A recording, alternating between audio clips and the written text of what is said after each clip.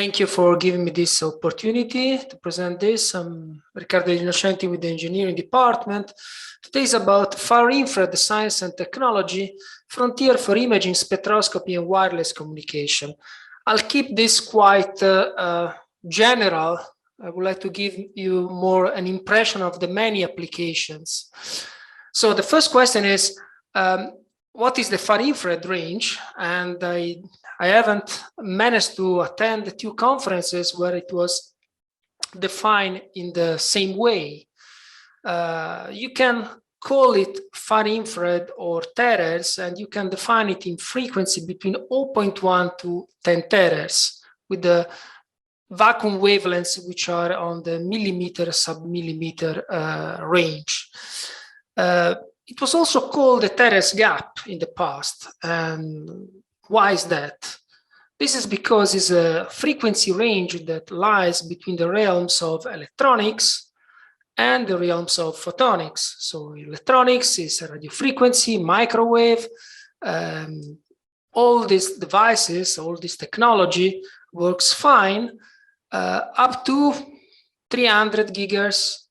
The more you're increasing the frequency, the more all your sources, detectors, waveguides start suffering from high losses, not be so efficient. And the same happens if you're approaching this frequency range coming from the photonic side. So where there are visible lasers, near infrared laser or fibers, optical fibers, the longer the wavelength, the more it will be difficult to operate here. Even the sources will need to either use nonlinear processes or cryogenics. So in general, it's difficult to build an optoelectronic platform or detector modulators which can operate over the whole frequency range with high efficiency. However, approaching spectroscopy, well, spectroscopy it's hard to provide a short definition, but can be maybe described as the science, the branch of research that investigate the interaction between the electromagnetic radiation and the matter in the gaseous, liquid, or solid state forms. However, each portion of the electromagnetic spectrum has a completely different interaction. So there are a few phenomena that are happening in the microwave or in the mid-infrared, but not in the terahertz. Therefore, even though it is difficult to operate in this range, it is necessary, as you will see. So let's think about, for instance, molecular rotation of gases. So when you shine or you send some broad far infrared radiation onto a gas such as CO2, for instance, you can excite some movement such as rotational along its axis. So, and this corresponds to these sharp lines that you can see here in different colors. So different frequency will excite a different rotational mode. Why is this important? Because which kind of modes are you observing in the far infrared? And which kind of gases they are sensitive in this frequency range? Well, greenhouse gases like carbon monoxide, carbon dioxide, toxins and noxious gases, like all this list here.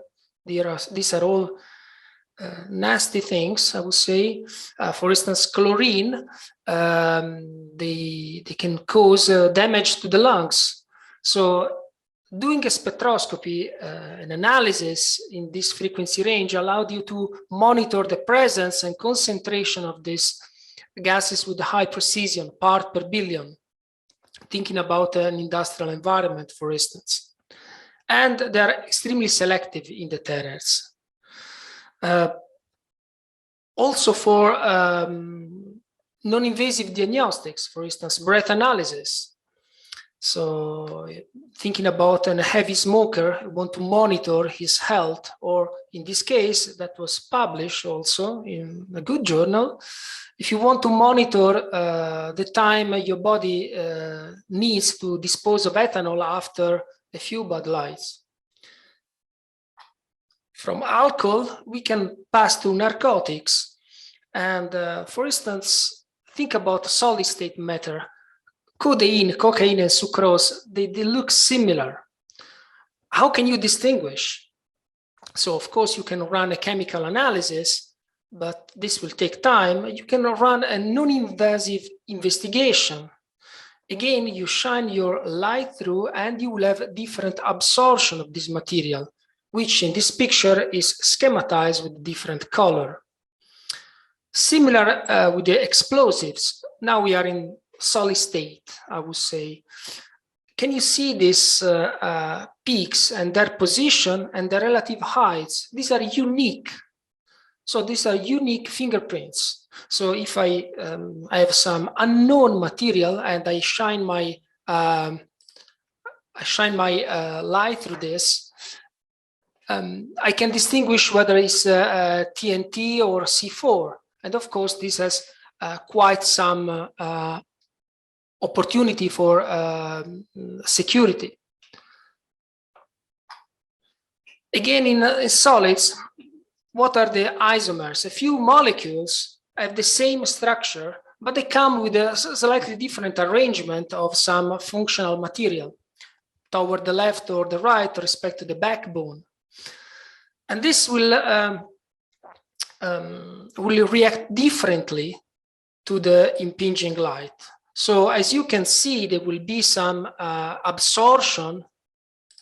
There will be some strong absorption in the case where you have only one isomer. This is called enantiopure. When there is a 50% mixing, this disappears. But why is this important? This is important because different isomers interact differently also with your body. So if it is a drug, if it is a tablet, they can be not reacting, or they can be even toxic. So this has a few applications also for pharmaceutical industry. So imaging is difficult to have a clear border between spectroscopy and the imaging in some time. It is important to say that plastic and cardboards are transparent to the Terahertz. What does it mean? It means that I can, if I have an explosive into a plastic box, I can analyze the content of that box without opening the container. Of course, this is quite an advantage. It's extremely sensitive to the water content. This is a classical picture of a leaf. This is in the visible range, and this is in the Terahertz. As you can see, the darker parts correspond to the veins where there is a higher water content. It's very important the fact that it's a non-ionizing radiation. What does it mean? That the photons are not energetic enough to cause harm to the skin.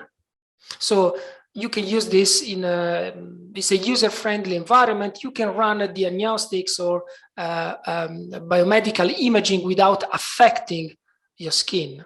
It's also used for inspection. If you have food, you can inspect if there is a presence of mold, of water, but also for a semiconductor printed board, if there is a faulty device, and this is what is happening already. Of course, there's also few applications in astronomy. As you can see, this is, you can acquire a picture at different frequency, and this will carry different information depending on the frequency you're looking at. This is what I was saying before. You have a nitrate powder into a cardboard, and you can really see through this. This is lend naturally into security. So if you have a concealed object like a sharp knife, without talking about, again, narcotics or explosives, you can easily detect. Of course, you have to think about that when we are talking about security, there is also other issue or other factors that should be taken into account. For instance, you want the reliability of the instruments, has to be cheap, easy to be used, and has to be fast. You don't want a queue in the Manchester airport longer than the one that you find already. So all this push all these devices to operate more toward around 100 gigahertz maximum. So imaging has also some unique application for biology, Terahertz imaging. So remember when I was talking about excitation of rotational modes in carbon dioxide? Well, similar if you consider macromolecules such as proteins or DNA or RNA, this radiation can excite vibration, complex vibration of these molecules. So, and this is unique. So it's something that you cannot do in a different frequency range. It's not, you can do it thermally because you will excite all the potential movements, and it's differently from the UV. For diagnostics, is very well known that this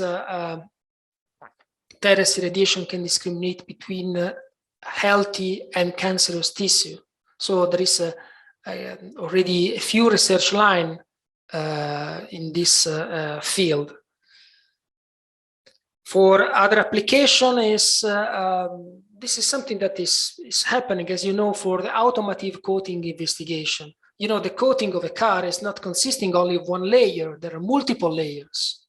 And of course, each layer has a different role, a different purpose, and the thickness and composition is different for different parts of the cars because they have to be exposed to different atmospheric conditions, for instance. How can you do this?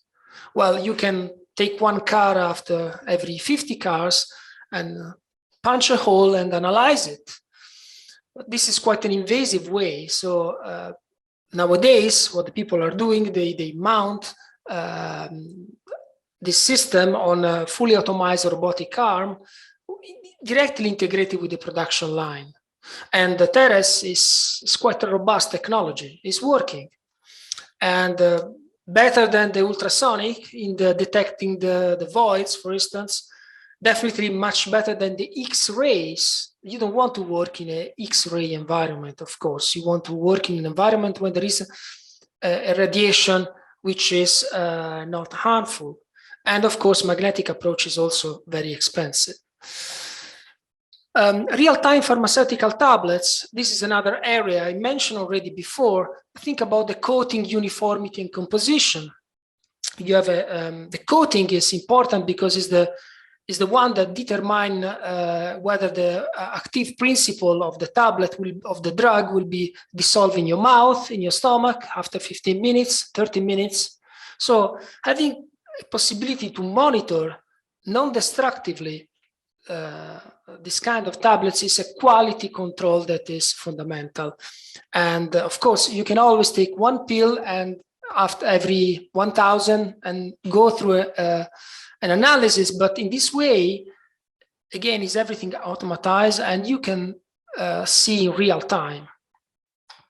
So this is so far, but next application will be toward augmented reality, digital twins, real-time medical imaging. So you would like to have a 3D copy of the patient, of the what is going on the surgical table. You can share this, holograms. All these applications, they're very data hungry. They want high data rate processing. So and this will naturally land into the last part, which is wireless communication. So why do we need to do wireless communication in the Terahertz or far infrared? Well, it's a natural extension from the radio frequency. This is the frequency allocation in the USA. So as you can see, is everything mapped. So Terahertz is a wide non-allocated frequency range. We're talking about 6G with the promise of high transmission rate because it's quite a large bandwidth. So 100 gigabit, 1 terabit per second. And the application will be local, military, or satellite communication. This is the UK frequency allocation. as you can easily understand, it's not that you can decide one day where you want to do your wireless communication. This is defined by governments. And we are here, as you can see.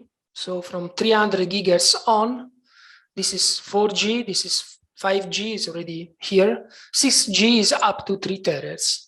And there is a lot of research here. So, but which kind of research are we, in communication we are talking about? Of course, it's a system. You have to think about that wireless comm is the last part. There are fixed connections. We're talking about the last link, fast data rate, short range. What is short range? We're talking about centimeter, even lower, or meters, tens of meters. So applications are medical imaging, or as I said, all the applications in imaging that require high data transfer, kiosk downloading. So you pass with your mobile phone close to the kiosk and you can download a movie in a few seconds. What for? I don't know, but it's something that you can do. Or for instance, for rack-to-rack communication in supercomputer. So even so-called Internet of Things, so interconnection between different devices. This could be in your house, domotic kind of applications. Of course, we are not talking about the microwave talking to the washing machine. We are rather talking to an industrial environment when you have multiple devices that can sync between each other and communicate at high speed. Even on-chip communication, when you have on the same chip a detector, a sensor, and then this will communicate to a bus and then will go to a modulator. So I'm closing this now. Who is paying for this? Why this is national importance? What is the impact? Of course, is the communication industry and other industry interested in imaging and radar or non-destructive testing. So pharmaceutical companies or similar. And the government is investing heavily on this. So what we are doing here, where are we in these pictures?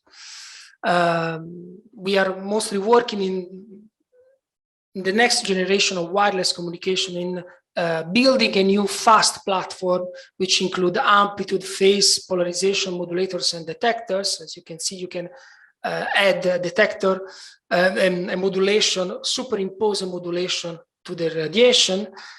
Or you can think about Terahertz reconfigurable intelligent surfaces. Let's say that you have an emitter here, but there is an obstacle. So you would like to redirect the light with a different path, different users, and you would like to do this very fast. And we have been publishing extensively on this, but this is more or less what I'm doing. But there are, of course, other colleagues here in the engineering department, which are more focusing on the sources, powerful sources in the sub-terahertz range, or material spectroscopy like pharmaceutical inspection, as you have seen before. With this one, I think I finish, and I thank you for your attention.